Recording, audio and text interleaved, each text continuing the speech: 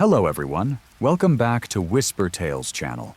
Before we get started, comment below where you are from and what time you are watching. And did you know that 97% of you guys watching aren't subscribed yet?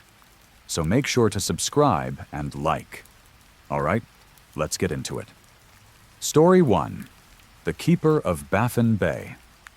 The research station sat on the edge of Baffin Bay like a dying metal insect, its solar panels crusted with ice and its antenna bent at an unnatural angle. Dr. Miriam Thaxton had arrived 3 weeks earlier, replacing the previous climatologist who had requested an emergency evacuation. No one told her why. The station housed 4 people. There was Garrett Holbrook, the grizzled station manager who rarely spoke. Yuki Matsumoto handled equipment maintenance with an obsessive precision that bordered on ritualistic. Then there was Dalton Vreeland, the marine biologist who spent hours staring at the frozen sea through the observation window, muttering calculations under his breath. Miriam's first week passed in routine monotony. She took ice core samples, recorded temperature fluctuations, and sent data back to the university in Edmonton.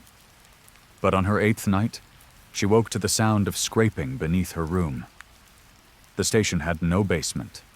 She lay in her bunk, heart hammering, listening to the methodical sound of something moving through ice and permafrost. Scrape. Pause. Scrape, like claws or tools working at the frozen earth. When she finally found the courage to press her ear to the floor, she heard something else. Breathing, deep and slow, as if something massive slept just below. The next morning she asked the others about sounds beneath the station. Garrett's jaw tightened. Yuki found sudden interest in her breakfast. Only Dalton met her eyes. "You heard the keeper?" he said simply. According to Dalton, the Inuit who lived in the region before the research station was built had stories about something that lived in the deep ice. They called it Nanarluk, the keeper of frozen things. It was said to be neither animal nor spirit, but something in between. Something that had been sealed in the ice for thousands of years and was waiting with the patience of glaciers for the world to warm enough to set it free. "That's folklore," Miriam said, forcing a laugh. "The previous climatologist didn't think so," Dalton replied. She started drilling deeper samples, wanted to see what was down there. On her last night, she woke up screaming, said something had touched her through the floor. We found her the next morning trying to dig through the floor with her bare hands. Her fingers were bloody stumps, nails torn off. She kept saying it wanted her to let it up. Miriam wanted to dismiss it as isolation madness, but that night the scraping came again. And this time, it was directly beneath her bed. She grabbed her flashlight and crept through the dark station to the supply room where they kept emergency equipment. If something was beneath the station, she would find evidence. She would prove it was just settling ice, or maybe an animal that had burrowed into the foundation. The thermal imaging camera showed her the truth she wasn't prepared for. Through the screen, she watched a heat signature beneath the station. It was enormous, easily 20 feet long, and it was moving. The shape was wrong. Too many limbs, or perhaps not limbs at all, but appendages that split and reformed. And it was warm, impossibly warm for something supposedly trapped in permafrost. She watched, transfixed with horror, as the shape moved directly beneath the dormitory section. Her room. A sound made her spin around. Garrett stood in the doorway, his face grave in the flashlight beam. "You shouldn't have looked," he said. He explained that they'd known about the keeper for 2 years. The warming temperatures had begun to free it, millimeter by millimeter, from its ancient prison. The station had been built not to study climate change, but to monitor the thing below, to make sure it didn't emerge. "We keep the station cold," Garrett said. "Colder than it needs to be. We pump refrigerant into the ground. It's not about research anymore. It's about containment." "Then why am I here?" Why bring in someone who doesn't know? Because we needed someone to make the choice. The choice, he explained, was coming soon. The keeper was almost free. The refrigeration was failing. In a matter of weeks, maybe days, it would break through. When that happened, someone needed to decide. Try to refreeze it, knowing that was only a temporary solution, or let it emerge and face whatever came next. The previous climatologist chose to dig, Garrett said. She wanted to see it, to understand it. That's when it touched her mind. That's what drove her mad. It showed her what it is, what it wants. She couldn't handle the truth. Miriam spent the next 3 days reviewing all the hidden data. The real purpose of the station laid bare in classified files. The keeper had been found by accident during oil exploration. Initial contact with it had resulted in 3 deaths and 17 hospitalizations. Those who saw it directly suffered complete psychological breaks. It communicated, but not in any language. It sent images, sensations, memories that didn't belong to the viewer. The government had determined it was safer to keep it frozen than to destroy it or study it openly. So they built the station and staffed it with people willing to keep the secret. On her 4th night after learning the truth, Miriam made her decision. She shut down the refrigeration system. Garrett found her at the control panel, but he didn't try to stop her. None of them did. They all just watched the temperature gauges climb, watched the ice beneath the station begin its final thaw. "Why?" Yuki whispered. "Because," Miriam said, "we've been playing God, keeping something imprisoned just because we're afraid of it. Whatever it is, it's been down there for thousands of years. Maybe it's time we face it."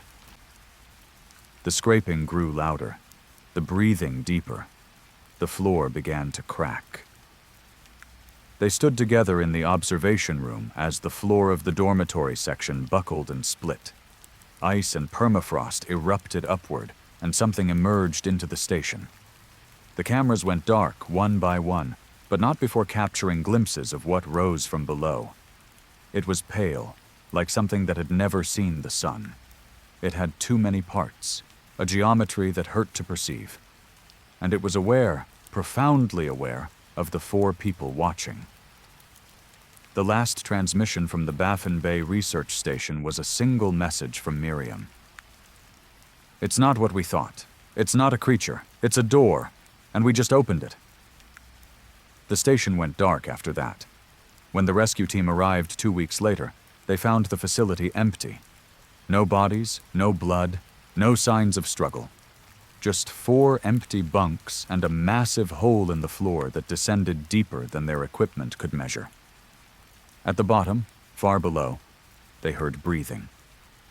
The station was sealed. The area was quarantined. And in government offices across Canada, officials argue about whether to refreeze it or make peace with what lives beneath the ice. But on cold nights, research stations across the Arctic report the same sound, scraping beneath the floor, like something trying to get in. Or maybe, trying to let something else out. Story 2. The broadcast from Signal Hill. Every radio operator in Newfoundland knew the story of station CIXM, but most dismissed it as local legend. The station had operated briefly in 1977 from a small building on Signal Hill in St. John's, the same spot where Marconi received the first transatlantic wireless signal. CIXM lasted only 6 weeks before shutting down without explanation. The building was demolished, and the land was left empty. Vera Quillen didn't believe in ghost stories. As a sound engineer and radio enthusiast, she dealt in frequencies and waves, not superstition. So when she decided to set up a temporary amateur station on Signal Hill for a historical broadcast reenactment, she dismissed the warnings from old-timers at the radio club. "That ground is bad," old Fergus McPhee had told her. "Some signals aren't meant to be found again." Vera set up her equipment on a Friday evening in October, choosing a spot near where CIXM had stood. The weather was turning, with fog rolling in from the Atlantic, but she had a small tent, and a thermos of coffee. She planned to broadcast for exactly 6 hours, the same duration as CIXM's final transmission before it went silent. She went live at 8 p.m., her voice carrying across amateur frequencies, talking about Signal Hill's history and Marconi's achievement. Listeners from across Newfoundland and the maritime provinces tuned in. It was a successful broadcast, educational and engaging. Then, at 10:47 p.m., something else came through. At first, Vera thought it was interference, another station bleeding into her frequency. But the sound was wrong. Too regular, too deliberate. It was a pattern of clicks and tones that almost sounded like Morse code, but not quite. The rhythm was off, the spaces between signals irregular. She checked her equipment. Everything was functioning normally. But the interference continued, growing louder, more insistent. And then, underneath the pattern, she heard something else. A voice, distant and distorted, speaking words she couldn't quite make out. Vera adjusted her receiver, trying to isolate the interfering signal. As she fine-tuned the frequency, the voice became clearer. It was speaking English, but the accent was strange, the cadence wrong, and it was reading numbers. 47, -12, 17, -9. Just numbers in an endless sequence. But as Vera listened, she realized the numbers weren't random. They were coordinates, latitude and longitude readings, all pointing to locations in Newfoundland. Fascinated and disturbed, she began writing them down. She filled 3 pages before the transmission suddenly changed. The voice stopped. There was silence, then a sound like breathing, then a single sentence in a woman's voice that was perfectly clear. "Why did you come back here?" Vera's blood went cold. The question was directed at her. Before she could respond, her equipment began to malfunction. Her transmitter was broadcasting at a frequency she hadn't set. Her receiver was picking up dozens of signals simultaneously, creating a cacophony of voices and sounds. She reached for the power switch, but before she could shut down, she heard her own voice coming through the speakers. It was her broadcast from earlier that evening, but wrong. In this version, she was screaming, warning people to stay away from Signal Hill, saying that something had found her. Vera yanked the power cord from her battery pack. The equipment died instantly. The tent fell silent except for the wind and the distant sound of the ocean. Her hands were shaking as she packed up. The fog had grown thicker, reducing visibility to a few feet. She could barely see the path back down the hill. But as she gathered her equipment, she heard something that made her freeze. Footsteps, crunching on gravel, circling her tent. "Hello?" she called out. No answer. Just the footsteps, slow and deliberate, walking around and around her position. She grabbed her phone and turned on its flashlight, pointing it toward the sound. The beam cut through the fog but revealed nothing. Yet the footsteps continued, now closer, now on the other side of her tent. Vera made a decision. She abandoned her equipment and ran, stumbling down the hill path in the fog. The footsteps followed. She could hear them behind her, matching her pace. When she ran faster, they ran faster. When she slowed to catch her breath, they slowed too. She didn't stop until she reached her car in the parking lot. She fumbled with her keys, started the engine, and drove away from Signal Hill without looking back. The next morning, she returned with 2 friends from the radio club. They climbed the hill together to retrieve her equipment. But when they reached the spot where she'd set up her tent, they found nothing.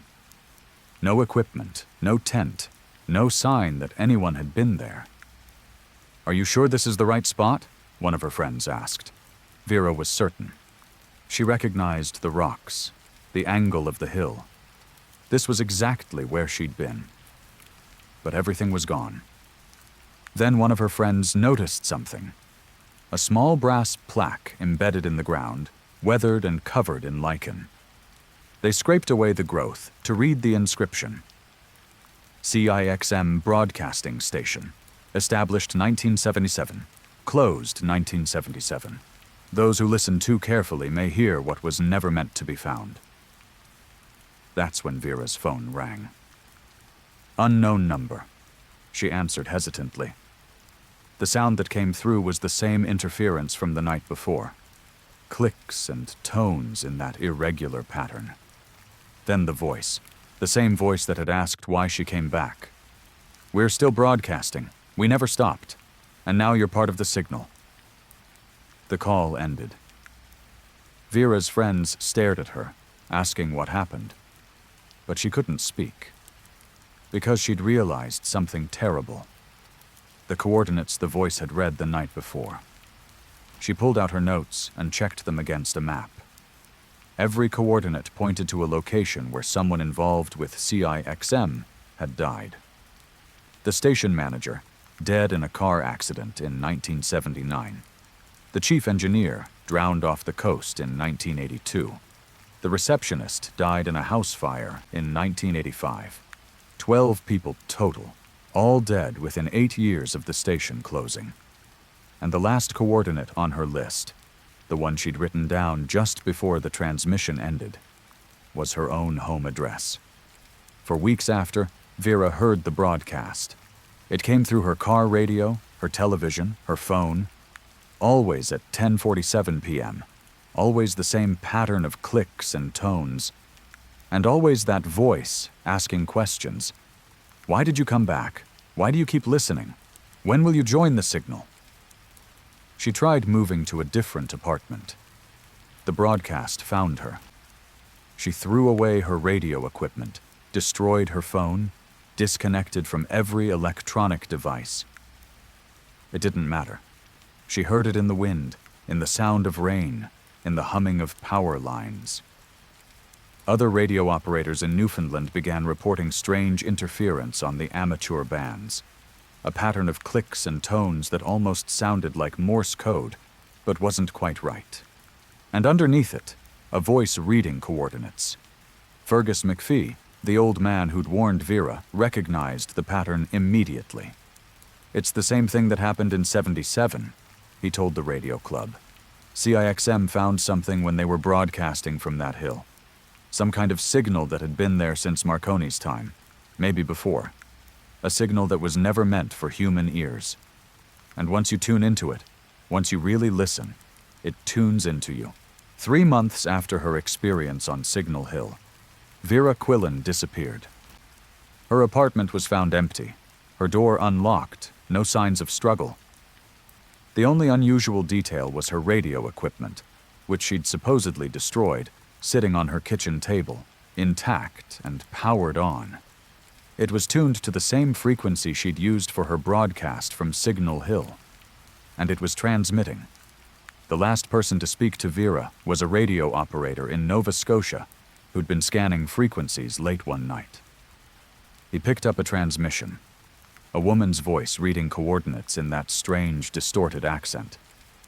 He didn't recognize the voice as Vera's, but he wrote down the coordinates anyway.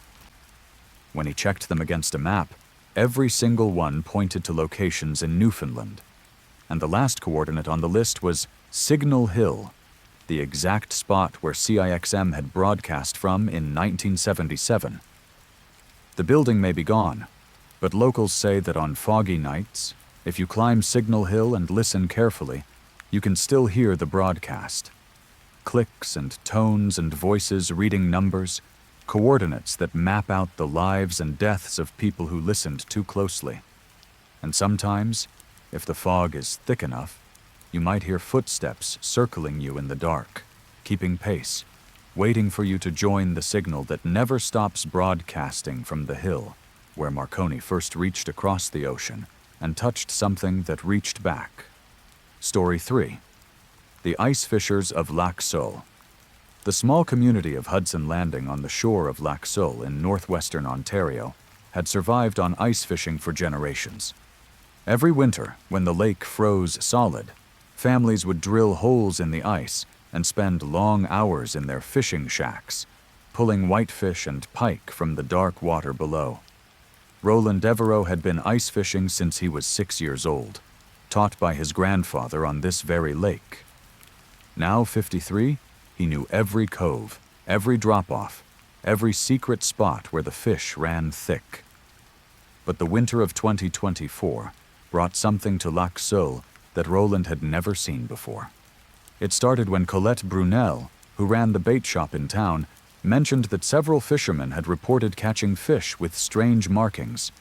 Not diseased exactly, but marked, like someone had carved symbols into their scales before throwing them back.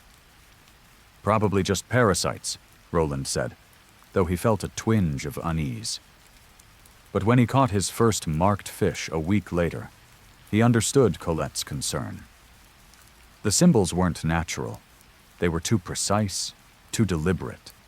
They formed patterns that looked almost like writing, though in no alphabet Roland recognized.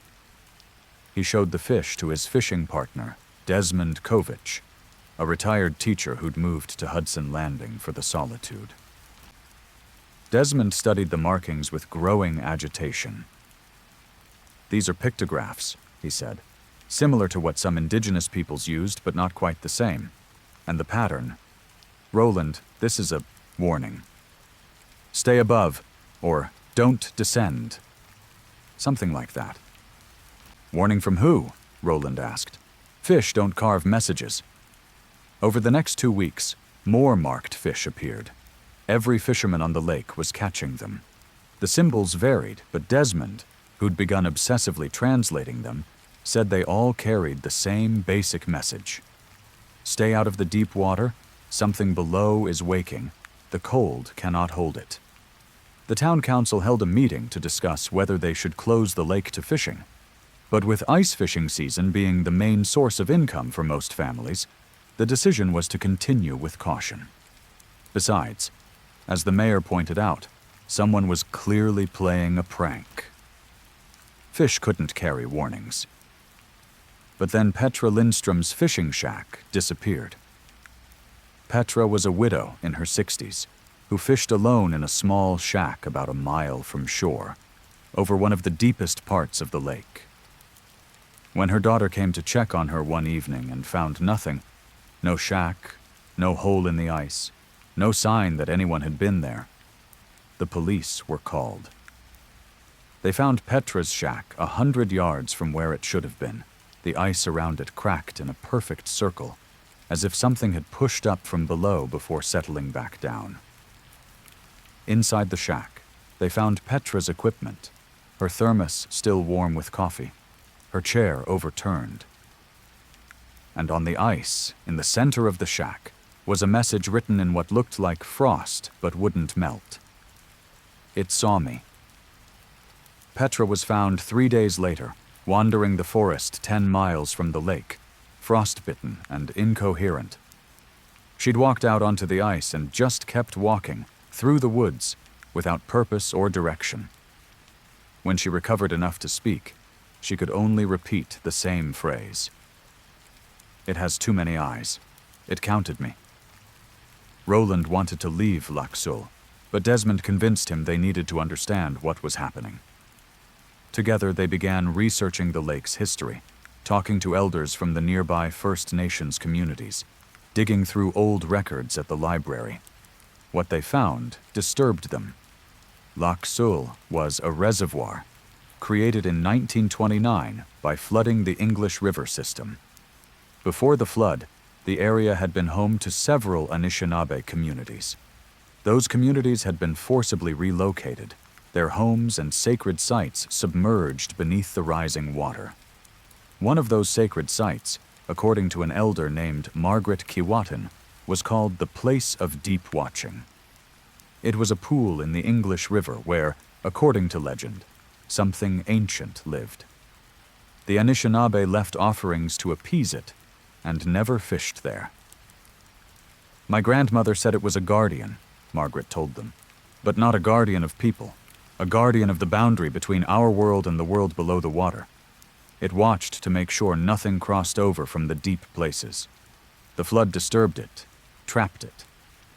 She said one day the ice would fail to hold it, and it would remember that it was watching for a reason. Roland didn't want to believe in ancient guardians, but he couldn't deny what was happening on the lake. More shacks were found, moved, always in the middle of the night, always over the deepest water. More fishermen reported seeing something massive moving beneath the ice, a shadow too large to be a fish, moving with purpose. Then came the night Roland's own shack moved. He'd fallen asleep in his chair, lulled by the heater's warmth and the quiet of the lake. He woke to the sensation of movement, a gentle rocking like being on a boat. But he was on ice. Ice didn't rock. He looked out the small window and saw, in the moonlight, that his shack was gliding across the frozen lake. The ice beneath him was intact, but he was moving, pulled by something underneath. Roland grabbed his flashlight and looked through his fishing hole, down into the dark water. What he saw would haunt him forever. Eyes, dozens of them, arranged in spiral patterns, each eye as large as a dinner plate, all staring up at him. And beneath the eyes, a body that extended down into blackness, too large to comprehend. The thing was carrying him. The ice was its surface to move across, and it was taking him toward the deepest part of the lake, where the water dropped away into channels that had once been the English River. Roland did the only thing he could think of. He grabbed his ice auger and began drilling more holes, trying to break the ice, trying to sink his shack before the thing could take him wherever it was going. The ice cracked and gave way, plunging him into the freezing water. He should have died.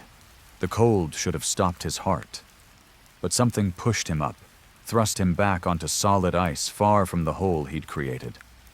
He lay there, gasping and shaking, as his shack continued its journey without him, gliding across the ice until it disappeared into the darkness. They found his shack the next morning, sitting in the exact center of the lake's deepest point. Inside, everything was frozen solid, not from the cold, but as if time itself had stopped. His thermos, his bait, even the air seemed crystallized, and on every surface, carved in ice so clear it looked like glass, were symbols. Thousands of them, covering the walls, the floor, the ceiling.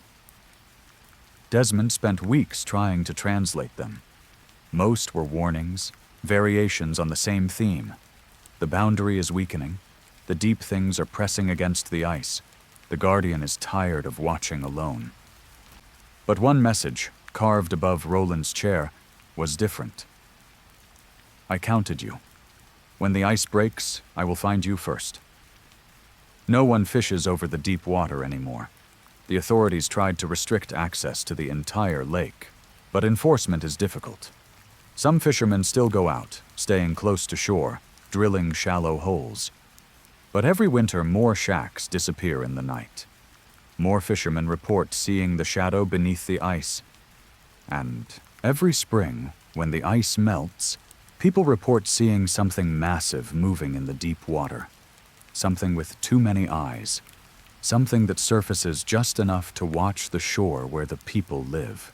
Roland Devereaux doesn't fish anymore. He sits in his house in Hudson Landing and watches the lake through his window. On cold, clear nights when the ice is thick, he sometimes sees his shack out there in the middle of the lake, sitting over the deepest water, still frozen in that moment of stopped time. And he knows it's marking the spot, marking where the guardian waits, marking where something is counting down the years until the ice fails completely and the boundary breaks, and the things from the deep water finally cross into our world. Margaret Keewatin says her grandmother was right. The flooding didn't drown the guardian. It trapped it, forced it to watch alone as the world it knew disappeared beneath the rising water. And now it's done watching. Now it's counting us. Story 4. The Elevator in the Manitoba Legislature. The Manitoba Legislative Building in Winnipeg is an architectural marvel, filled with symbolic statuary and mysterious design choices that have sparked numerous conspiracy theories over the decades. But few people know about the elevator that appears on the third floor, even though the building's blueprints show no elevator shaft in that location. Sienna Ravenscroft worked as a night security guard at the Legislature building, a job she'd taken after retiring from the Winnipeg Police Service. The hours were quiet, the building peaceful after dark, and she appreciated the solitude as she made her rounds through the echoing marble halls. She first noticed the elevator on her third week of work. It was tucked into an alcove near the northeast corner of the third floor, between two committee rooms. The elevator doors were brass, ornate, and old-fashioned, matching the building's early 20th century aesthetic. But Sienna had walked past that alcove dozens of times and never seen an elevator there before. She mentioned it to Rashid Habib, the senior guard who'd worked at the building for 15 years. "There's no elevator on the third floor," Rashid said flatly. "What are you talking about?" Sienna took him to show him, but when they reached the alcove, the elevator was gone. Just a blank wall, no different from any other section of the corridor. "You're working too many night shifts," Rashid said with a concerned smile. "The mind plays tricks in the dark." But Sienna knew what she'd seen. And the next night, the elevator was there again, its brass doors gleaming in the fluorescent light. This time she didn't tell anyone. She approached it cautiously, studying the doors. There was no call button, no display showing floor numbers, just the doors, and a small inscription plate that read, "Those who serve may descend." Sienna was a security guard. She served. Did that mean she could use this elevator? She reached out to touch the doors, and they immediately slid open with a whisper of well-oiled machinery. Inside was a small car with wooden paneling and a single brass lever instead of buttons. The lever had 3 positions: up, middle, and down. Every instinct told Sienna not to enter, but curiosity and her training as a police investigator won out. She stepped inside. The doors closed behind her, and she pulled the lever to down, assuming it would take her to the ground floor. The elevator descended, but not for a normal amount of time. It dropped for what felt like minutes, far longer than it should take to reach the ground floor of a 4-story building. Sienna's ears popped from the pressure change. The temperature in the elevator car grew colder. Finally, the elevator stopped. The doors opened onto a corridor she'd never seen before. It looked like the Legislative Building, with the same marble floors and ornate architectural details, but wrong somehow. The proportions were off, the ceiling too high, the walls too far apart. And it was old. The marble was cracked, the brass fixtures tarnished green, as if this place had been abandoned for decades. Sienna stepped out cautiously. The corridor stretched in both directions, lined with doors that bore brass plaques with names she didn't recognize. The only sound was her own breathing and a distant dripping of water. She tried the nearest door, locked. The next one opened. Inside was an office frozen in time, a desk covered in papers, an old rotary telephone, a hat rack with a fedora. Everything was covered in a layer of dust. Sienna picked up one of the papers. It was a legislative proposal, dated 1932, about public works projects during the Depression. But that wasn't what made her hand shake. It was the handwritten note stapled to the proposal. "Project approved. Construction begins below. They won't notice what we're building in the basement, not until it's done." Sienna backed out of the office and tried other doors. Each room was the same. Offices and meeting rooms from different eras of the building's history, all abandoned, all layered in dust. And in each room, she found notes, memos, documents that hinted at something built beneath the Legislative Building, something that wasn't on any official plans. She found a corridor that sloped downward, deeper into whatever this place was. Against her better judgment, she followed it. The marble gave way to rough-hewn stone, the electric lights to gas lamps that flickered with pale flames. This wasn't part of any building. This was underground, carved from the bedrock beneath Winnipeg. The corridor ended at a massive circular chamber. In the center stood a well, stone and ancient, with symbols carved around its rim. The symbols were geometric and precise, similar to some of the symbolic architecture in the building above, but more complex, more purposeful. As Sienna approached the well, she heard voices echoing up from its depths. Not one voice, but many, speaking in unison in a language she didn't understand. The sound wasn't threatening exactly, but it filled her with profound unease. She looked down into the well. Far below, she saw water, black and still. And in that water she saw lights, not reflections, but lights from below, moving in patterns, as if something luminous swam in the depths. The voices grew louder, the lights brighter, and Sienna realized they were aware of her presence. They were responding to her. The patterns were changing, organizing, forming shapes that looked almost like letters, almost like words trying to surface through the water. She ran, back through the stone corridor, through the abandoned offices, to the elevator. She pulled the lever up frantically, and the car began to rise. But as it climbed, she heard the voices following her, echoing up through the shaft, saying words she could almost understand, offering her knowledge she shouldn't possess. The elevator opened on the 3rd floor. Normal. The modern legislative building unchanged. Sienna stumbled out and watched the brass doors close behind her. Then they vanished, leaving only blank wall. She tried to report what she'd seen, but who would she tell? Security management? The building administrator? She had no proof, no photos, just a story about a phantom elevator and an underground chamber that shouldn't exist. Instead, she began researching. The legislative building had been built on the site of Fort Garry, and before that, the land had been significant to the indigenous peoples of the region.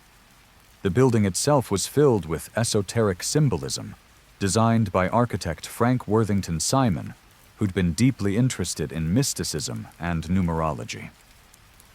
Sienna found references to the Foundation Project in archived construction documents, a secondary construction phase that happened during the building's creation but wasn't included in the official records. Millions of dollars spent on something beneath the building, with no explanation of what was being built. She found one photograph from 1920, taken during construction.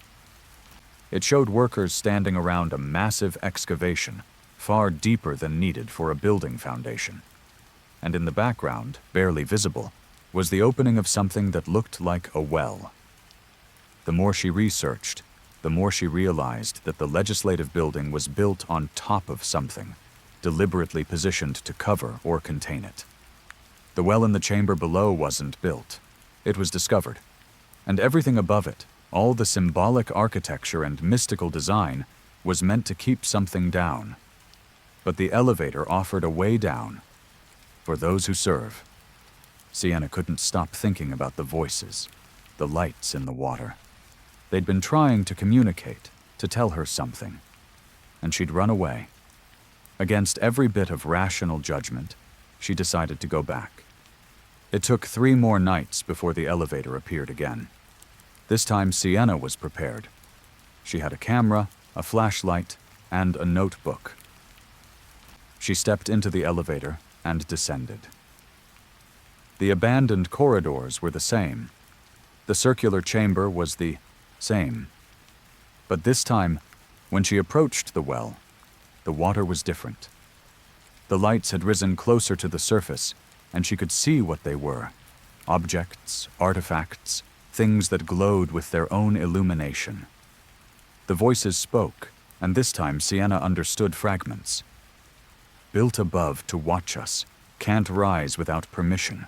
Those who serve can grant passage. The Foundation must choose. Sienna realized the horrible truth. The legislative building, seat of government, place where laws were made and decisions rendered. It was built on top of something that wanted permission to rise. The elevator was a test. Those who serve may descend. And if they descended, if they reached the well, they could grant what was below the permission to come up. She had almost done exactly that. Sienna never told anyone what she learned. She quit her job the next day, left no explanation. But she watches the legislative building from a distance, watches the politicians and civil servants who work there, serving the people. And she wonders how many of them have found the elevator, how many have descended to the chamber below, how many have looked into the well and heard the voices asking for permission to rise. Because the elevator still appears. Guards report seeing it, though they're always told they're mistaken. And every few years, someone in the building starts talking about strange dreams, about lights beneath the city, about voices that speak in a language that sounds like all languages at once. The Foundation is patient. It has waited for a century. It can wait longer. But eventually, someone who serves will grant the permission it seeks. And when that happens, the lights in the depths will rise, and Winnipeg will discover what its most famous building was really built to contain. Sienna watches. She can't stop what's coming. She can only bear witness and wonder if the architect knew exactly what he was doing when he filled the building with symbolic warnings that no one recognized as warnings at all. Story 5. The Hikers on Cape Breton Highlands.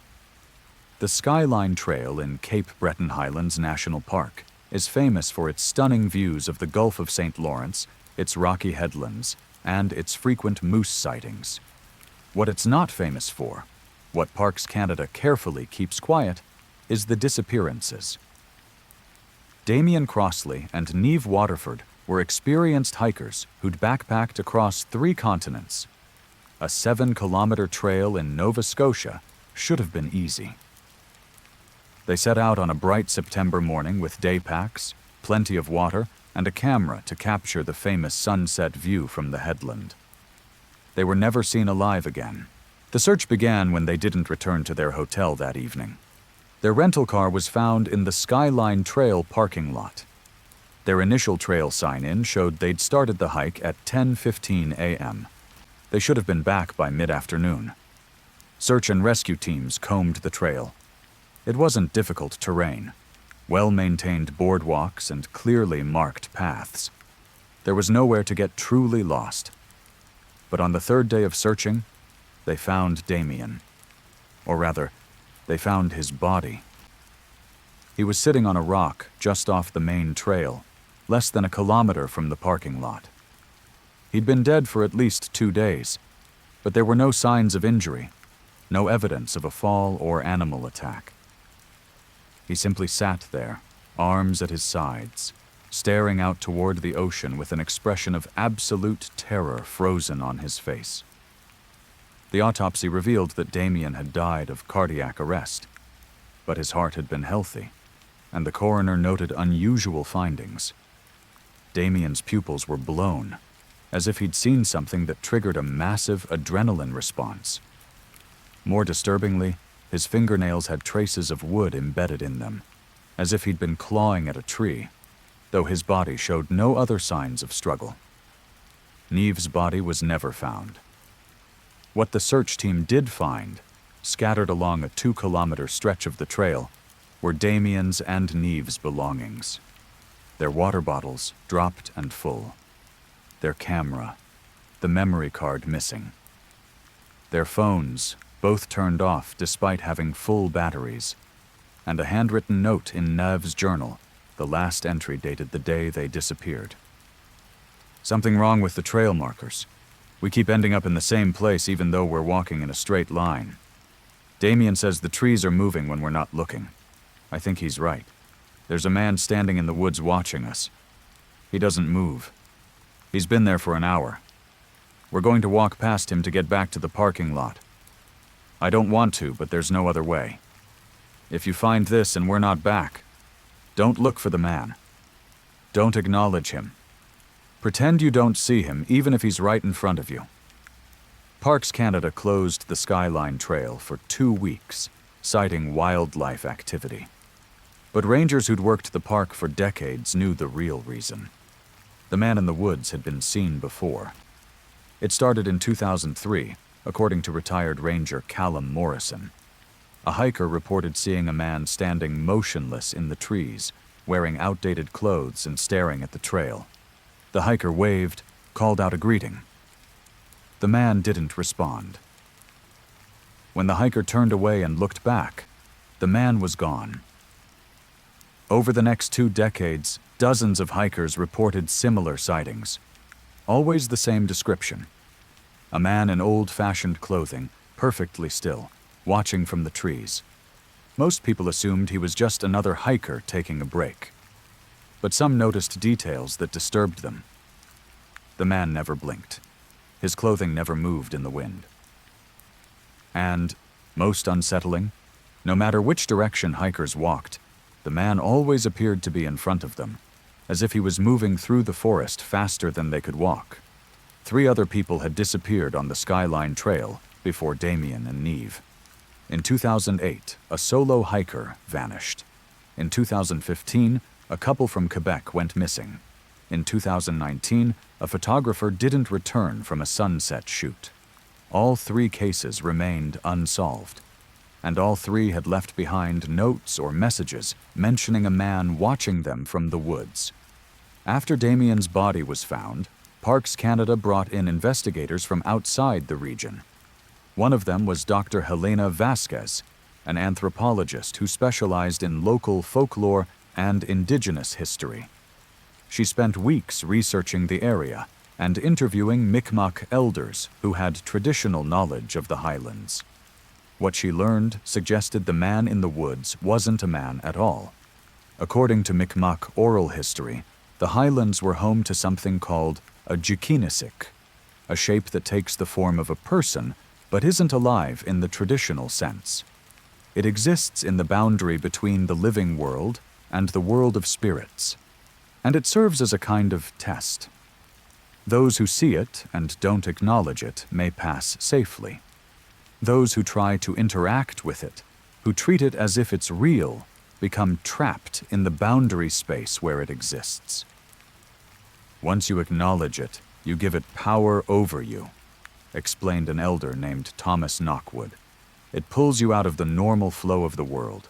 You're still on the same trail, walking the same path, but you're walking it in a place that exists slightly outside of time and space. You can walk for hours and never reach your destination because you're not in the place you think you are anymore. Dr. Vasquez theorized that Damien and Neve had made the critical mistake of acknowledging the figure. They'd tried to walk past it, treating it as a real obstacle rather than ignoring it entirely. By doing so, they'd stepped into that boundary space.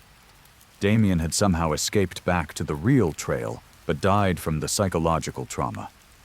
Neve was presumably still walking, trapped in that between place, unable to find her way back. Parks Canada dismissed Dr. Vasquez's report as cultural superstition, but they did install new trail markers and signage. Hikers are now warned to stay on the designated path and not to approach or speak to anyone they see standing in the woods off the trail. The warnings are couched in safety language about respecting wildlife and private property, but regular hikers understand the real message. The sightings continue. Park rangers report that the man in the woods appears more frequently now, standing closer to the trail, more visible. And hikers who see him report new disturbing details. His eyes are hollow, as if he's looking at something no one else can see. His mouth sometimes moves, forming words no one can hear. And around him, the trees grow, differently, twisted, bent at wrong angles, as if the forest itself is warped in his presence. In 2024, a hiking group of 5 people all saw the man at the same time. They followed protocol, kept walking, didn't acknowledge him, treated him as if he wasn't there. But one member of the group, a man named Felix Thorpe, later reported that as they passed the figure, he heard a whisper directly in his ear. "She's still walking. She can't find the end." Felix believes the voice was referring to Neve Waterford, still lost in whatever space exists between the trees and the trail, walking endlessly, trying to reach a parking lot that doesn't exist in the world she's trapped in. Damien's family held a small memorial service at the trailhead. They placed a marker asking hikers to be careful and watch for wildlife. But someone added a second marker, anonymous and unofficial, with a different message. "If you see someone standing in the woods, keep walking. They're not there for you." Not yet. The Skyline Trail remains one of the most popular hikes in Nova Scotia. On clear days, hundreds of people walk the boardwalk to the stunning headland view. Most never see the man in the woods, but some do. And those who see him and follow the protocol, who keep walking, who don't acknowledge, who pretend he isn't there, report feeling a strange pull, as if something is trying to drag them off the path, into the trees, into the space between. They resist. They reach the parking lot safely. But they all say the same thing. They felt like they were walking on a trail that existed in 2 places at once. 1 foot in the real world, 1 foot in somewhere else. And if they'd stopped, if they'd turned to really look at the man in the woods, they would have stepped fully into that other place and might never have found their way back. Park rangers don't hike the Skyline Trail anymore unless they have to. When they do, they walk with purpose, eyes forward, acknowledging nothing but the marked path ahead. Because they know what the tourists don't. Every trail has 2 versions. The one that leads home, and the one that leads into the space between trees where people walk forever, trying to reach destinations that don't exist. And somewhere in that space, Neve Waterford is still hiking, still following a trail that should only take 3 hours but has lasted years, walking past the same trees, the same rocks, the same view of the ocean that never gets any closer, while the man in old-fashioned clothing stands motionless and watches, waiting for the next person who makes the mistake of seeing him as real. Story 6. The call center in Brampton. Zenith Communications operated a massive call center in Brampton, Ontario, employing over 300 people across 3 shifts. They handled customer service for a dozen companies, everything from tech support to billing inquiries. It was mind-numbing work, but it paid well enough. Priya Kainth had worked the overnight shift for 6 months. Midnight to 8 a.m., 5 days a week, sitting in a cubicle with a headset, answering calls from people who needed help with their internet service or cell phone bills. The overnight shift was quieter than day hours, fewer calls, more time between interactions. That's when Priya started noticing the pattern. At exactly 3:47 a.m., every night she worked, a call would come through to her line. It wasn't routed through the normal queue. It bypassed the automatic distribution system and came directly to her station. The caller ID always showed the same thing. Unknown number. The first few times, she assumed it was a system glitch. She'd answer, give her standard greeting, and hear nothing but silence. Not dead air, but the kind of silence that has presence, like someone listening intently without speaking. After 30 seconds, the line would disconnect. It happened every single night.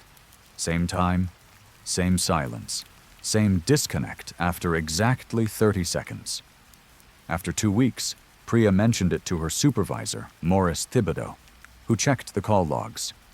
There was no record of any calls coming to her station at 3:47 a.m. According to the system, those calls never happened. "Maybe you're hearing things," Maurice suggested. "Overnight shift can mess with your head. The mind fills in patterns when you're tired." But Priya knew what she heard. The ringing phone, the click of connection, the breathing silence. She started keeping her own log, noting every detail of the 3:47 a.m. calls. That's when she noticed something disturbing. The silence wasn't quite silence. There was background noise, faint but distinct. It sounded like a call center, keyboards clicking, phones ringing in the distance, the murmur of multiple conversations. One night she tried speaking during the silence. "Hello? Is anyone there? Do you need help?" The silence continued for a few seconds. Then she heard it. Her own voice, played back to her with a slight delay. "Hello? Is anyone there? Do you need help?" But the voice wasn't coming through the phone. It was coming from somewhere in the call center behind her.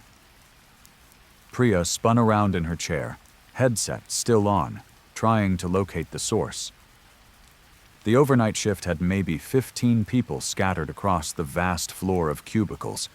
None of them were speaking. But she heard her voice again, echoing from somewhere deeper in the building. "Hello? Is anyone there?" The call disconnected at exactly 30 seconds. Priya was shaken but convinced herself it was acoustic weirdness, sound bouncing off the building's strange architecture. The call center occupied a former warehouse, converted with cubicle partitions and drop ceilings, but maintaining some of its industrial structure. Sound did strange things in the space. But the next night the call came again at 3:47 a.m. This time she didn't speak. She just listened. And in the background noise, underneath the ambient sounds of a call center, she heard something else, a voice reading what sounded like a script. She couldn't make out the words, but the cadence was familiar, the rhythm of a customer service representative going through their required greeting. It was her voice, her script, her exact greeting, word for word. The realization hit her like a physical blow. She was hearing herself. But from when? The call was happening now, but the voice was reading a greeting she used every night. Past, present, or future? She couldn't tell. Priya started arriving at work early, staying late, trying to understand what was happening. She discovered that the building had been a call center for a different company before Zenith Communications took it over. That company, Meridian Connect, had shut down suddenly in 2019 after some kind of incident. Details were scarce, but Priya found a single news article mentioning that emergency services had been called to the building after reports of a disturbance. She tracked down a former Meridian Connect employee through LinkedIn, a woman named Sonia Tamanen who'd worked the overnight shift. When Priya called her, Sonia's first response was silence. Then, "You're getting the calls, aren't you? The 3:47 calls?" Sonia explained that everyone on the Meridian overnight shift had received the calls. At first, they thought it was pranks. Then they realized the calls were coming from within the building, from empty cubicles, from stations that weren't staffed, from phone extensions that didn't exist in the system. "We tried to figure out what was causing it," Sonia said. "One guy, Terrence Lau, he was obsessed with solving it. He started recording everything, mapping the calls, trying to trace the source. He figured out that the calls were following a pattern, like they were working backwards through time." "What do you mean backwards?" Priya asked. "The background noise in the calls. It was us, working earlier shifts. He'd hear conversations we'd had hours before, then days before, then weeks. Like something was calling from the past, trying to reach the present. Or maybe calling from the present, trying to reach the past. Terrence couldn't figure out which direction it was going." "What happened to him?" Priya had a sinking feeling she already knew. "He answered one of the calls, and heard himself. But not himself from the past. Himself from the future, I think. He heard himself screaming, warning himself about something. After that, he stopped coming to work. I heard he had some kind of breakdown. Meridian Connect had shut down 2 weeks after Terrence stopped showing up. The official reason was financial. But Sonia suspected the company was closed deliberately. The building left empty for a year before Zenith moved in. "Whatever is causing the calls, it's in the building," Sonia said. "In the structure or the wiring or something. You need to get out of there, Priya, before you answer the wrong call." But Priya couldn't just quit. She needed the job, and more than that, she needed to understand. If the calls were some kind of temporal echo, there had to be a scientific explanation. She reached out to a physics professor at the University of Toronto, Dr. Vikram Bose, who specialized in theoretical work on closed time-like curves and causality loops. Dr. Bose listened to her story with surprising seriousness. "Call centers are interesting from a physics perspective," he said. "Thousands of conversations, all happening simultaneously, all producing electromagnetic fields, all creating patterns in space and time. If there were a location where the normal flow of causality could become folded, a place where past and future could briefly touch, a building filled with constant repetitive communication might be exactly that place." "So it's real?" Priya asked. "The calls are actually coming from another time?" "I'm saying it's not impossible," Dr. Bose replied. "But if it's real, you need to be very careful.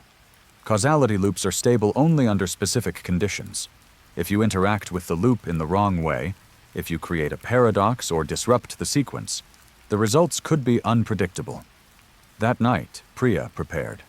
She set up her phone to record. She had Dr. Bose on standby via text, and she waited for 3:47 a.m. The call came right on schedule, but this time it was different.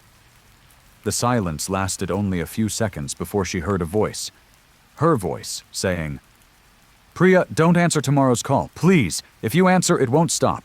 It'll keep calling further and further back until—" The call cut off. Priya was shaking. That was her voice, but she hadn't said those words. Not yet. That was her from the future, warning her about tomorrow's call. But the warning didn't make sense. If she shouldn't answer tomorrow's call, how had future Priya answered it to know it was dangerous? She spent the next day in anxious anticipation. Should she follow the warning? Or was following the warning exactly what would create the problem? Causality loops, Dr. Bose had explained, could be tricky. Sometimes preventing a future event was what caused the event in the first place. At 3:47 a.m. on her next shift, the phone rang. Priya stared at it. The caller ID showed unknown number. She didn't answer.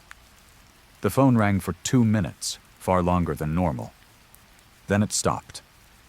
Priya breathed a sigh of relief. She'd broken the loop. She was safe. But at 3:49 a.m., every phone in the call center started ringing simultaneously. All 300 stations, all on the overnight shift, all ringing in perfect synchronization. The few other employees on the floor looked around in confusion. Priya's phone showed a different caller ID now. "Answer now." She picked up. The voice was hers, but wrong, layered, multiple versions of her speaking at once, overlapping and echoing. "You shouldn't have avoided the call. The pattern needs to complete. If it doesn't, it rebounds. It spreads. You felt it work backwards through time. Now it's going to work forward through everyone." "What do you mean? What's going to happen?" "We're all going to receive calls from ourselves. From every moment we've worked here. Past, present, future, all at once. The building is trying to process it. It's going to feedback loop. Everyone who's ever worked here is going to call everyone who will ever work here. Do you understand? Time is going to collapse in on itself right here, right now." "How do I stop it?" "You can't. You already didn't answer. The timeline is splitting. In one version you answered and the calls continued as normal. In this version you didn't answer and now—" The call ended. But the ringing didn't stop. It spread beyond the call center, beyond the building. Priya heard phones ringing in the parking lot, in cars, in the street. Her personal cell phone started ringing, her smartwatch. The emergency system in the building, Every device capable of receiving a call was ringing at once. She ran for the exit, but the building's security doors had locked automatically. She was trapped with 14 other overnight employees, all staring at their phones in horror as they started receiving calls from themselves, from versions of themselves in other times, all speaking at once, creating a cacophony of overlapping voices. Priya watched as her co-workers answered their phones, listened, and began speaking back to themselves, creating feedback loops of conversation that spiraled inward. Some of them started screaming. Some laughed hysterically. One woman just sat down and stared into space, phone pressed to her ear, listening to something that went on and on without end. Emergency services were called, but when they arrived, they couldn't enter the building. The electromagnetic field was too strong, interfering with their equipment, their communications, even their vehicle's electronics. The incident lasted 4 hours. Then, abruptly, everything stopped. The phones went silent. The building's power returned. The doors unlocked. Of the 15 people in the building that night, 11 recovered enough to leave on their own. 4 remained catatonic and had to be hospitalized. Priya was among those who walked out, but she was never the same. She can't use phones anymore. Whenever she tries, she hears voices, not from the other end of the line, but from between moments, from the spaces where time folds back on itself. She hears herself, talking to herself, warning herself about calls that will come, or have already come, or are currently coming in every moment simultaneously. Zenith Communications shut down the Brampton call center permanently. The building has remained empty since. But people who live in the area report that late at night, around 3:47 a.m., they can hear phones ringing inside the vacant building.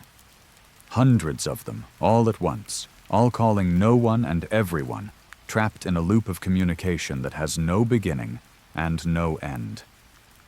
And sometimes people's phones ring with calls from unknown number. When they answer, they hear themselves, speaking from another time, offering warnings they can't understand or advice they haven't yet needed.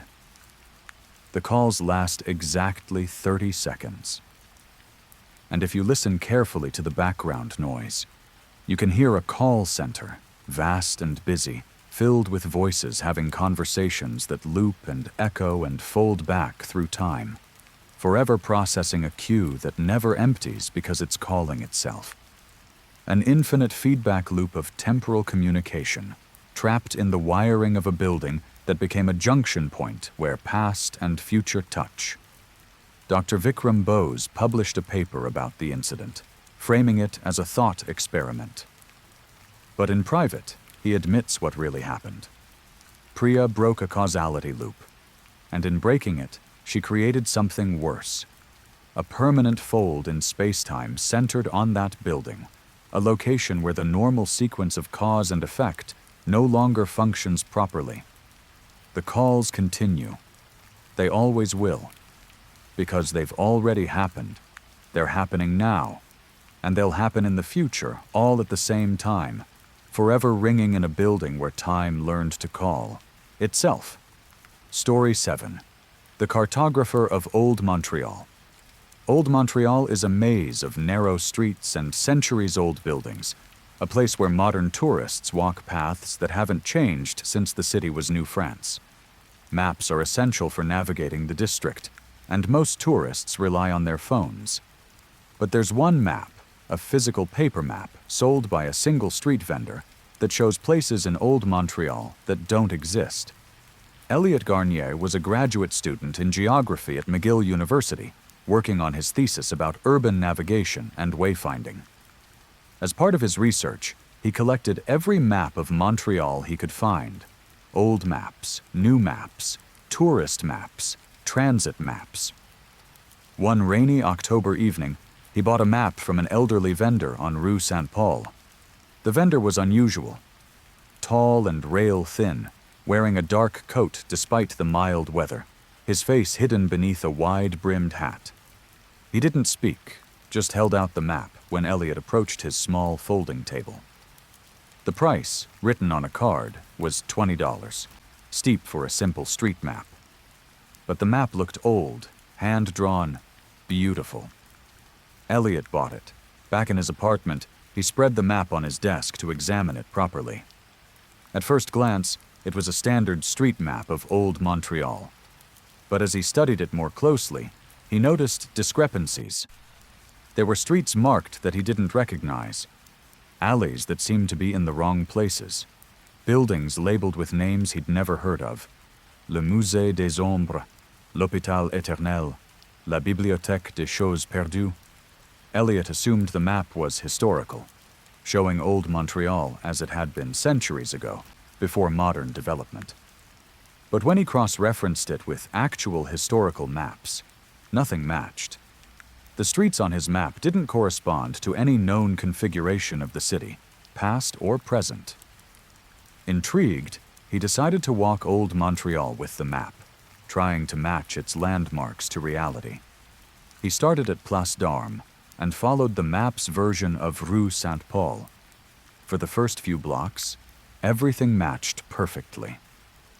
Then the map showed a turn onto a street called Ruelle des Disparus, the alley of the disappeared. Elliot had walked this area dozens of times. There was no Ruelle des Disparus.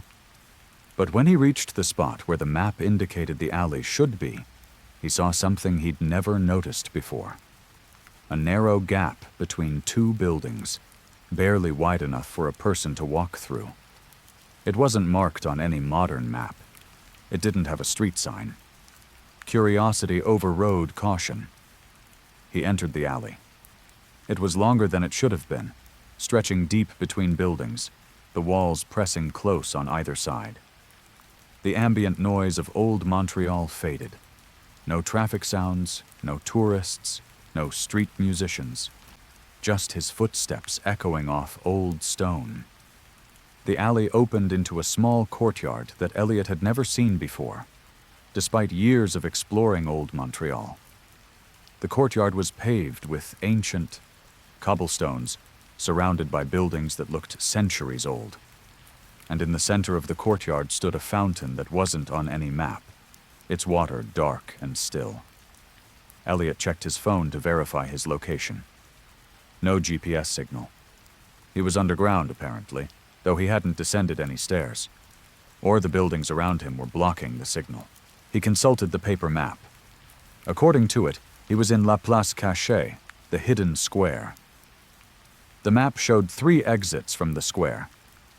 Elliot could see only 2. He walked the perimeter of the courtyard, looking for the 3rd exit. Behind the fountain, partially concealed by an alcove, he found it. A doorway with no door, just darkness beyond. The map indicated that this doorway led to Le Musée des Ombres, the Museum of Shadows. Elliot stood at the threshold. Phone flashlight pointed into the darkness. He could see stone steps descending, and he could hear something down there.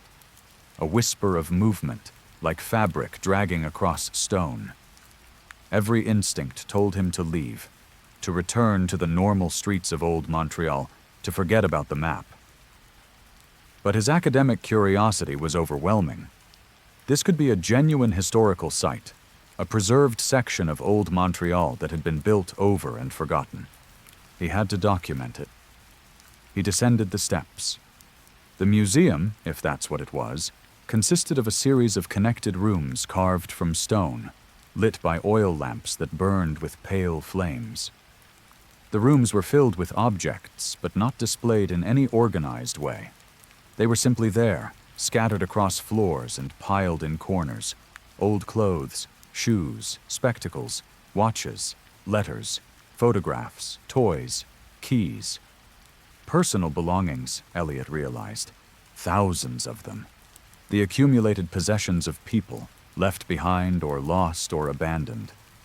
He picked up a photograph, faded and water-damaged. It showed a family, parents and 3 children, standing in front of a building he didn't recognize. The back of the photo was labeled Famille Rousseau, 1889. Elliot's blood ran cold. Every object in this museum was labeled with a name and a year. He began examining them systematically. The years ranged from the 1600s to the present day. And all the names were people from Montreal, judging by the French surnames and the locations mentioned on letters and documents. But what kind of museum collected lost personal belongings? And why was it hidden beneath old Montreal, accessible only through a courtyard that didn't exist on modern maps? He heard footsteps behind him and spun around. The elderly map vendor stood in the doorway, still wearing his dark coat and wide-brimmed hat. "You followed the map," the vendor said. His voice was soft, accented in a way Elliot couldn't place. "What is this place?" Elliot demanded. "Why isn't it on any official map?"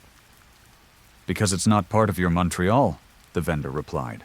"It's part of the Montreal that was, or the Montreal that could have been, or the Montreal that exists in the spaces between the streets, you know.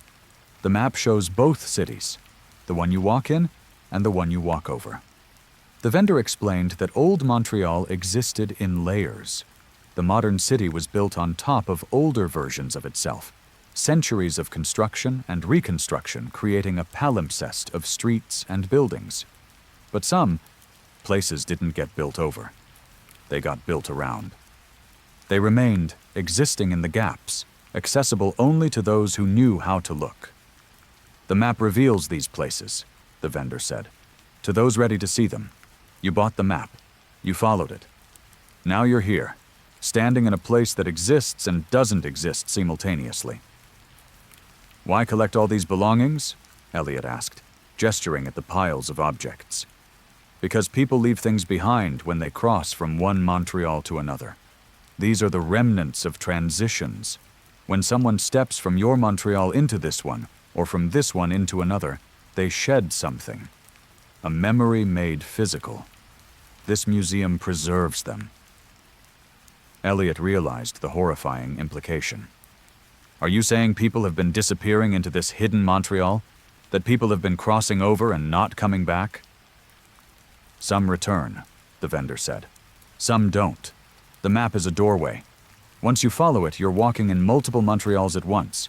Usually you stay anchored to your original city. But sometimes, people become lost. They take a turn that exists in one Montreal but not another. They become trapped in the spaces between." Elliot looked at the objects surrounding him with new horror. These weren't just lost belongings.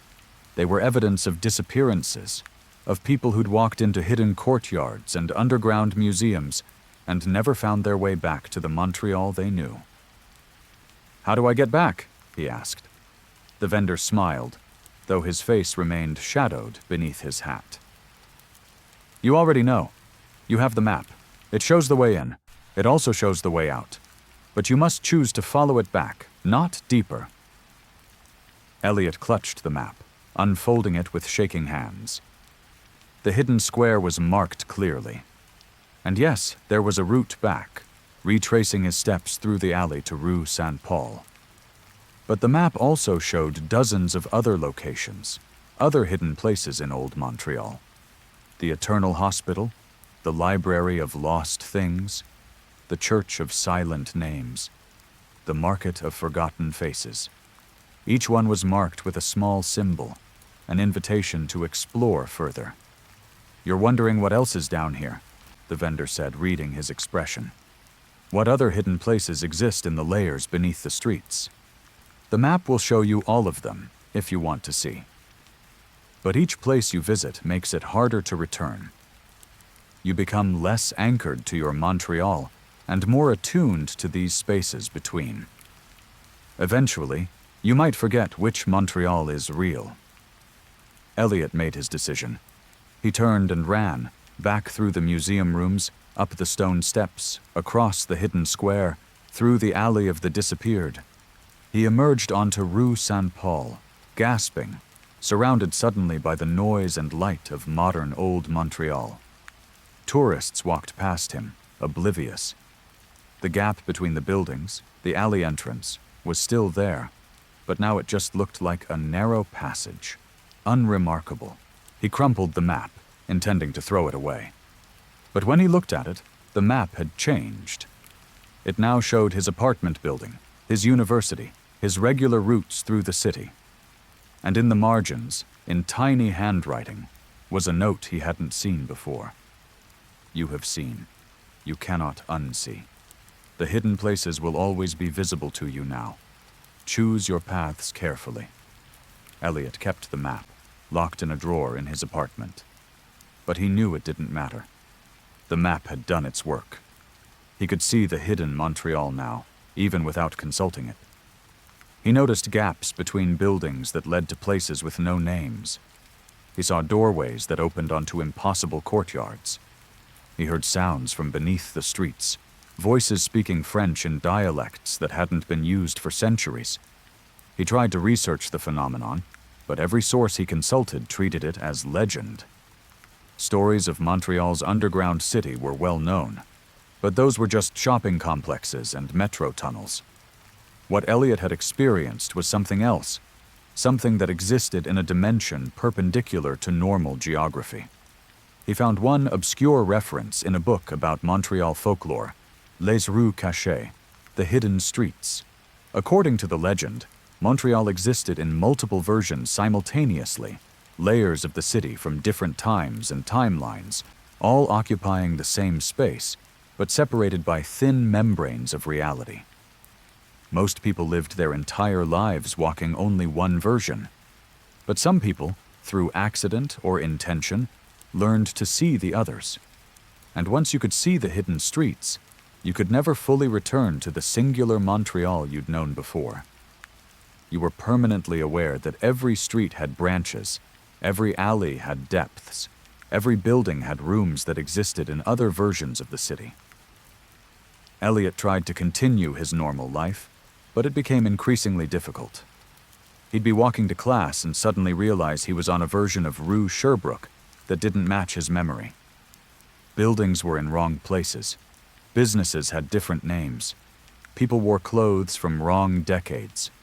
He'd check the paper map, and it would show him where he was. Not in his Montreal, but in one of the adjacent versions. He'd have to carefully navigate back, following the map's guidance, until he found himself in the Montreal he recognized. It happened more and more frequently. The boundaries were weakening for him. He was becoming unstuck from his original reality. Finally, Elliot made a desperate decision. He would find the map vendor again, return the map, demand to be returned to his singular Montreal. He searched old Montreal for weeks, visiting every spot where street vendors gathered. The elderly man was nowhere to be found. Then, one evening at dusk, Elliot saw him, standing in the same spot on Rue Saint-Paul, where Elliot had first bought the map. Elliot ran over, breathless. "I want to go back," Elliot said. "To my Montreal. Just one Montreal. I don't want to see the hidden places anymore." The vendor regarded him with what might have been sympathy. "You can't unknow geography," he said. "Once you've learned that a place exists, you can't forget it. The best you can do is choose not to walk there." "But I don't have a choice anymore. I keep slipping into the other Montreals. I can't stay anchored." "Then you've walked too deep. You've visited too many hidden places. Your connection to the original Montreal has weakened. Soon, you'll be like me, someone who exists in all versions simultaneously, never fully in any of them." Elliot stared at the vendor with dawning horror. "How long have you been like this?" "Since 1704, the vendor replied. "I was a cartographer then, drawing maps of New France. I discovered the hidden places, mapped them all, became obsessed with documenting every layer of the city. And eventually, I could no longer stay in one layer. I exist in the spaces between now. I sell maps to others who have the sight, who can see the hidden Montreal. And sometimes they follow the maps too deep, as I did. As you have." Elliot felt his grip on reality loosening. He could see, in his peripheral vision, multiple versions of Rue Saint-Paul overlapping. The modern street, a 19th century version, one from the 1700s, all existing in the same space. He was standing in all of them at once. "What do I do?" he whispered. "You keep walking," the vendor said. "You explore the hidden Montreal. You map it if you like. And eventually you might choose to help others who find themselves where you are now. Or you might just wander forever, a tourist in your own city, never quite sure which version you're in." The vendor handed Elliot a new map, more detailed than the first, showing layers upon layers of Montreal, centuries of hidden places marked in intricate detail. "If you're going to be lost," he said, "you might as well know where you are." Elliot took the map. What else could he do? He still lives in Montreal, technically. People who knew him say he's changed, seems distracted, like he's looking at things they can't see. He no longer teaches or does research. He just walks, day after day, through old Montreal and beyond, following routes that don't appear on any standard map, visiting places that exist in the margins between streets. Sometimes other people see him, standing in alleys that seem to lead nowhere, emerging from buildings that have been abandoned for decades, sitting in parks that don't quite match their memories. And if you approach him, if you ask where he's been, he might show you a map and ask if you can see the places marked on it. Most people can't. The map looks blank to them, or shows only the standard streets of Montreal. But some people can see the markings. Those people, the vendor finds eventually. He sells them their own copies of the map. And the cycle continues, has continued for centuries, will continue as long as Montreal exists in layers, as long as there are hidden places in the spaces between the streets we think we know. Elliot's apartment sits empty now, officially, but neighbors report seeing lights in the windows late at night. And sometimes mail disappears from his mailbox, though no one ever sees him collect it. He exists in the gaps, in the hidden Montreal, walking streets that branch off from the streets everyone else walks, forever exploring a city that has no final map because it exists in infinite versions, each one as real as the last, all of them occupying the same cobblestones, the same corners, the same history seen from different angles of time and possibility. And if you visit Old Montreal, and you see a street vendor selling maps, and the price seems too high for a simple tourist guide, consider carefully before you buy, because the map might show you more than you want to see. It might reveal that the city you thought you knew has depths and layers you never suspected. And once you see those hidden places, once you learn the geography of the Montreal that exists between the moments, you can never return to the simple understanding that there's only one city, one set of streets, one version of the place you call home. The map shows truth. But truth in geography, like truth in time, is more complicated than most people want to believe. And Montreal, beautiful Montreal, old and new simultaneously, keeps its secrets in the spaces between its stones, waiting for mapmakers curious enough to chart the unchartable, foolish enough to follow roads that lead sideways through reality, brave enough or lost enough to keep walking when the streets they know become streets they recognize but can't quite place, in a city that is always familiar and always foreign, forever splitting into new versions of itself in the hidden places where the old maps still apply. Story 8. The Permafrost of Dawson City. Dawson City sits on permafrost in the Yukon, a gold rush town that never quite died, its population hovering around 1,300 to 400 souls. The ground beneath the city never fully thaws, even in summer. Buildings sink slowly into the earth, year by year, creating the characteristic slant of Dawson's architecture. But it's not just buildings that the permafrost preserves. In March 2024, construction began on a new community center on the south edge of town. The crew, led by foreman Clayton Driscoll, brought in ground-thawing equipment to prepare the foundation. On the third day of thawing operations, they found something 20 feet down, a structure made of logs, perfectly preserved in the frozen ground. It appeared to be a cabin, fully intact, frozen in time. Inside, they found furniture, supplies, and the bodies of 3 people sitting at a table as if having a meal. The bodies were frozen solid, preserved by the permafrost, like the famous Beringian fauna found elsewhere in the Yukon. The RCMP were called. The Yukon Coroner's Office sent investigators. Dr. Imogen Fairweather, a forensic archaeologist from Whitehorse, was brought in to examine the site.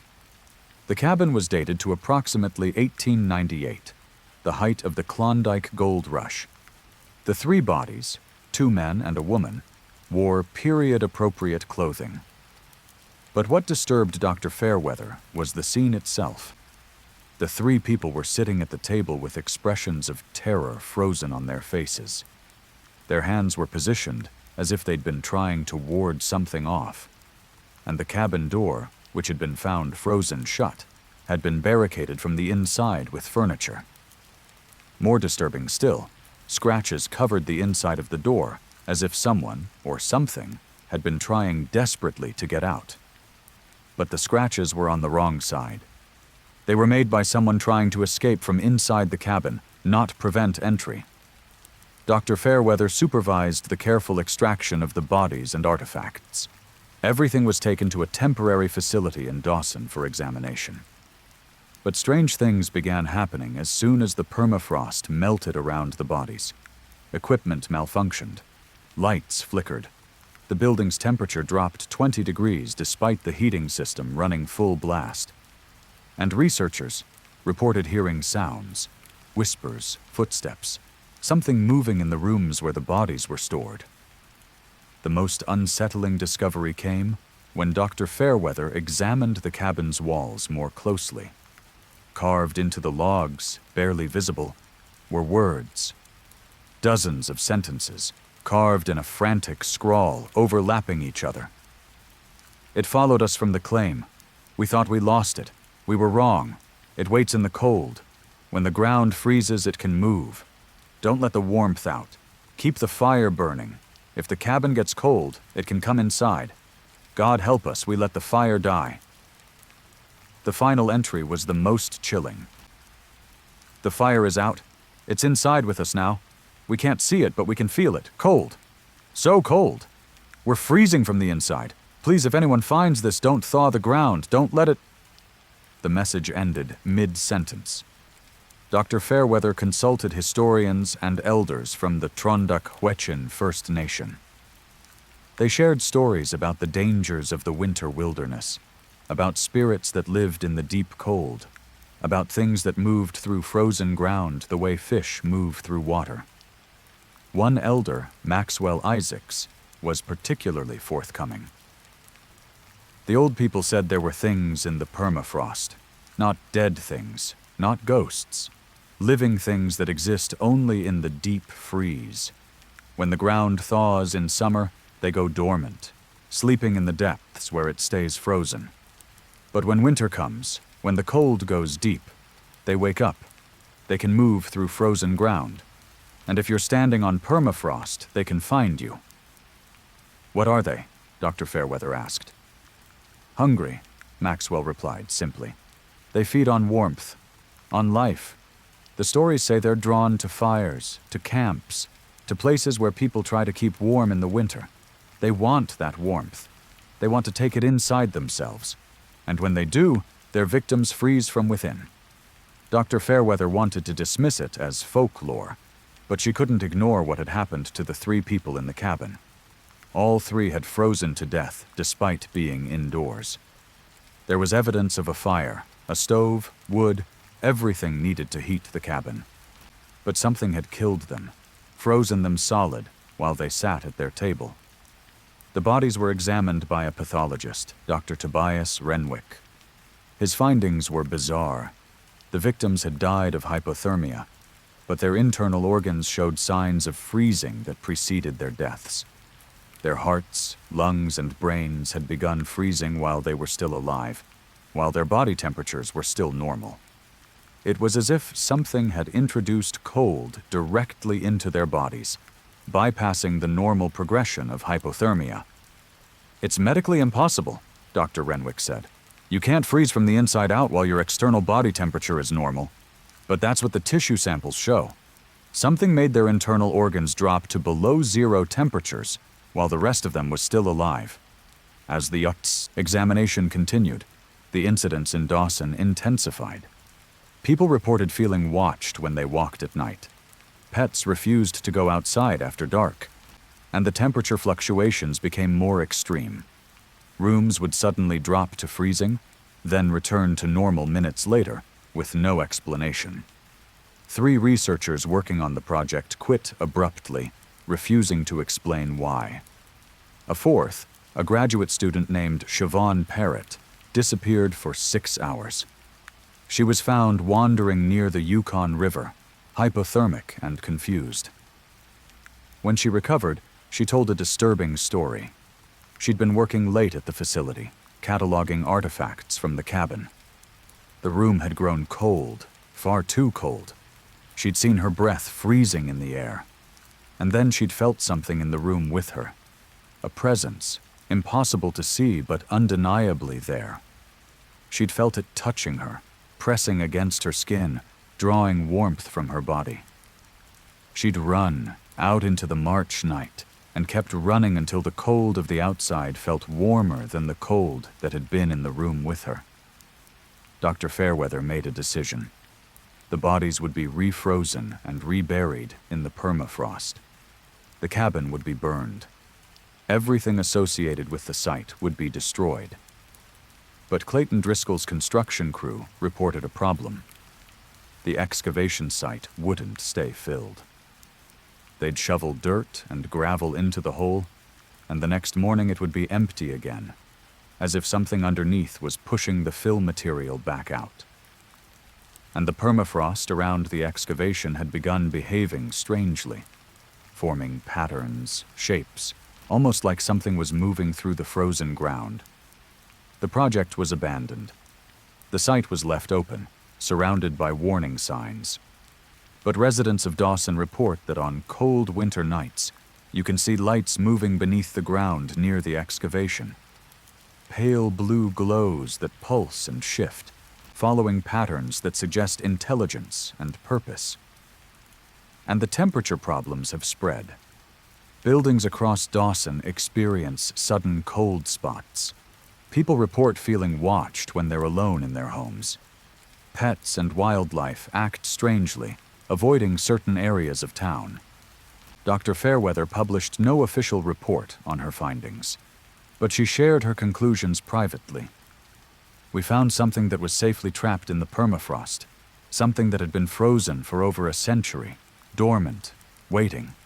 By thawing it, by bringing it out and warming it and exposing it to our world, we woke it up.